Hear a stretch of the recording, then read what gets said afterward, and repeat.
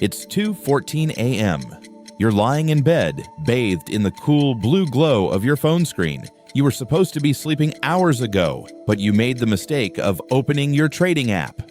A microcap crypto token or a viral meme asset is up 400% in 48 hours. Your group chat is in absolute chaos. Everyone is posting green gain screenshots, firing off rocket emojis, and talking about quit your job money. And then it hits you. That tight, sickening knot in the pit of your stomach. Your heart rate accelerates. A frantic voice in your head starts screaming, "If I don't buy right now, I'm going to be left behind while everyone else gets rich." You cave. You market order in with money you couldn't afford to risk. And almost like magic, the exact second your order fills, the chart turns red. The top is in. You've just bought the peak of a speculative bubble. Welcome back to Money Mindshift. If that scenario felt uncomfortably personal, don't worry. You aren't stupid, you aren't reckless, and you certainly aren't alone. What you just experienced is FOMO, the fear of missing out. But in the world of modern investing, FOMO isn't just a casual feeling of jealousy. It is a psychological hijacking. It's an ancient evolutionary survival mechanism hardwired into your nervous system, firing off emergency alarms inside hyper-connected financial markets designed to exploit them. Today, we're cracking open the human brain to answer one critical question. Why does watching other people make money hurt more than losing our own? We're uncovering the neuroscience, the social psychology, and the hidden mechanics of trading apps that turn smart Gen Z and millennial investors into bag holders. To understand why you bought that NFT at 2 a.m. or chased a parabolic crypto pump, we have to travel back roughly 200,000 years. For 99% of human history, survival depended on one universal rule: stay with the tribe. If your tribe suddenly sprinted toward a fruit tree or fled from a rustling bush, asking questions meant dying. The early humans who paused to say, let me analyze the risk-adjusted ROI of running away, were eaten by lions. The humans who blindly followed the herd survived and passed down their genes. Here's the glitch. Evolution moves slow, but technology moves fast. Your brain still uses that exact same neural architecture to navigate financial markets. When you see thousands of traders online rushing into an asset, your amygdala, the brain's primitive threat detection center, interprets staying on the sidelines as being abandoned by the tribe. It treats missing a stock rally like being left behind on the savannah to starve. The amygdala floods your system with cortisol and adrenaline, suppressing your prefrontal cortex, the analytical CFO of your brain that evaluates PE ratios, risk management, and valuation metrics. In an instant, logic goes dark, and instinct takes the wheel.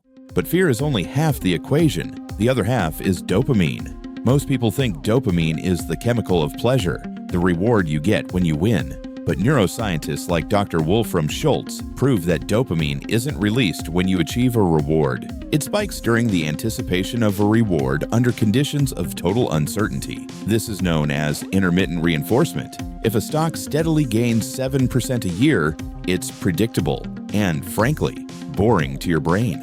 But a volatile altcoin or speculative tech stock that could jump 50% in an hour or drop 30% in 10 minutes, that unpredictable roller coaster causes your brain to dump massive amounts of dopamine before you even press buy. You aren't hooked on the profits, you're addicted to the anticipation, and it gets worse when you add other people into the mix. Enter the Asch conformity experiments. In 1951, psychologist Solomon Asch put participants in a room with actors and asked them to match the length of lines on a card. The task was absurdly easy, but when all the actors deliberately chose the wrong line, over 75% of real participants conformed and gave an obviously incorrect answer at least once. They knew the crowd was wrong, but the social discomfort of standing alone was too painful to bear. Now, transpose that to a Discord server or Reddit thread with 200,000 retail traders telling you a stock is going to $100. Even if your valuation models scream overvalued, social proof bends your perception of reality until you surrender to consensus. Finally, Nobel laureates Daniel Kahneman and Amos Tversky discovered prospect theory, showing that the pain of a loss is psychologically twice as powerful as the pleasure of an equivalent gain. In trading, this manifests as regret aversion. Watching a stranger turn $500 into $50,000 on a meme token creates a distinct, visceral form of pain, the regret of what could have been. To stop that pain, your brain rationalizes buying in at any price, convincing itself that overpaying for an asset is better than living with the regret of watching it go higher without you. So, your ancient herd instincts, dopamine loops, social conformity, and regret aversion are all working together to push you into bad trades. But here's the scary part. Modern trading apps know this, and they built an entire multi-billion-dollar industry designed to trigger these exact psychological vulnerabilities. Up until about 10 years ago, investing required effort. You had to log into a clunky desktop platform, calculate position sizes, pay $7 to $10 in brokerage commissions, and manually execute a trade during market hours. That physical friction was actually a safety buffer. It gave your analytical prefrontal cortex time to wake up and ask, is this actually a good idea?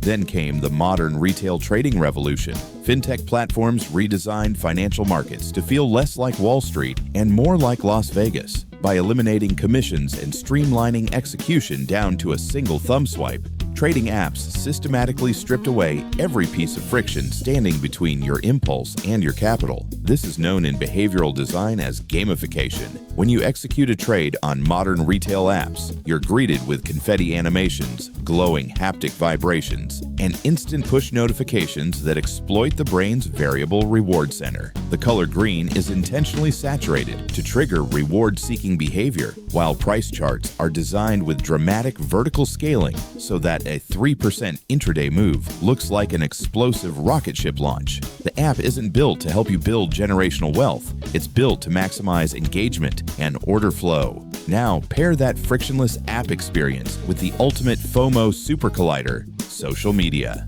In the past, if a speculative bubble was brewing, you might hear about it from a neighbor or on the evening news. Today, algorithms on TikTok, X, and YouTube are engineered to feed you content that triggers high emotional arousal. If you watch a single video about a trending crypto token, the algorithm immediately floods your feed with dozens more. You are suddenly dropped into a synthetic reality where everyone is getting rich overnight on JPEG avatars or meme coins except you. This triggers a massive cognitive distortion called survivorship bias. You see the one guy on Reddit who turned $200 into $1 million on a speculative meme asset because his post got 40,000 upvotes. What you don't see are the 10,000 other people who bought the exact same token, lost 95% of their investment, and quietly closed their accounts in shame.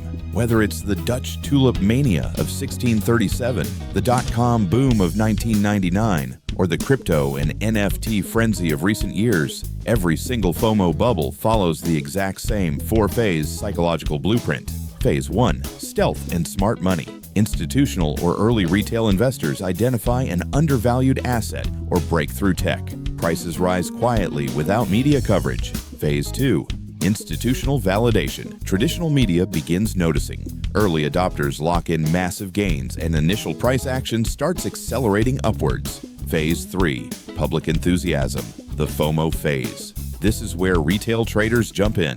The asset gets featured on daytime TV, group chats explode, and your Uber driver gives you crypto tips. Valuation metrics are thrown out the window, replaced by phrases like, "This time is different," or "to the moon."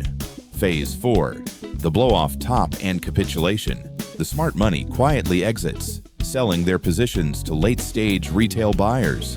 The price liquidity vanishes, the chart breaks downward, and panic selling ensues. The crowd transforms overnight from future millionaires into long-term bag holders. Understanding the psychology of FOMO is great, but knowledge without system design is useless when your screen is flashing green at 2 a.m. You cannot outthink an amygdala hijack using willpower alone. You need to build a structural firewall around your decisions.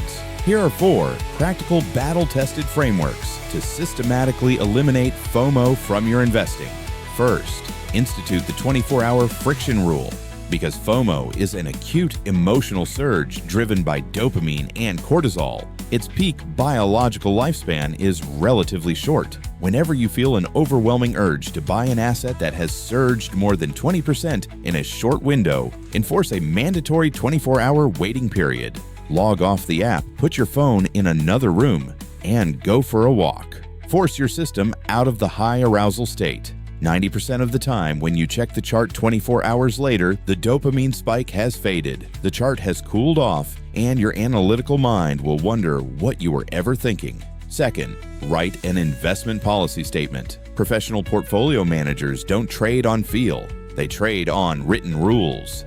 An IPS is a one-page contract you write with yourself when you are calm, rational, and unhyped. Your IPS should clearly define your core investment thesis for every asset class you own, your maximum allocation size for speculative plays. For example, speculative crypto or moonshots can never exceed 5% of total portfolio value. Clear entry and exit criteria before you put money on the line. When a speculative mania hits, you don't ask, "Should I buy this?" You ask, "Does this fit the criteria in my written IPS?" If the answer is no, the conversation is over. Third, reframe opportunity cost. When you watch an asset launch into the stratosphere without you, your brain treats it as a financial loss. You think, "I just lost out on $10,000. You must aggressively rewire this belief. Missing an opportunity costs you exactly $0. Your bank account balance did not drop. Your net worth did not shrink. There will always be another bull market, another narrative, and another cycle. But chasing a blown-out bubble out of impulse can destroy capital that takes years of hard work to rebuild. Fourth, decouple your net worth from your self-worth. At its root, financial FOMO isn't about the money, it's about status. It's the fear that someone younger, less hardworking, or less deserving than you is pulling ahead in life while you work a standard 9 to 5. When you realize that social media is an engineered flex culture designed to sell you envy, you stop competing in other people's games. The ultimate goal of investing isn't to hit a viral jackpot to impress strangers on the internet. It's to buy your independence, your time, and your peace of mind. The financial markets are the greatest mechanism ever invented for transferring wealth from the impatient to the patient. They are designed to punish emotional impulsiveness and reward discipline. The next time you see a chart going vertical and you feel that familiar burning urge in your chest to smash the buy button, pause.